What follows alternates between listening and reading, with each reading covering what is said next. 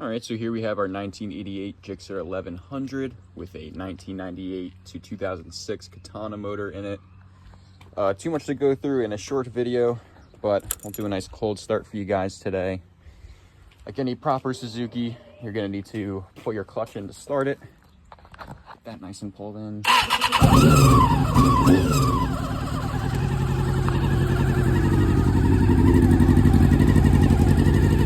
We'll let it warm up.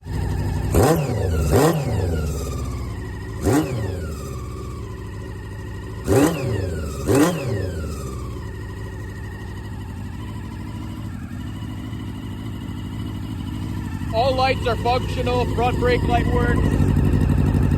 Rear brake light works. Signals at the dash as well.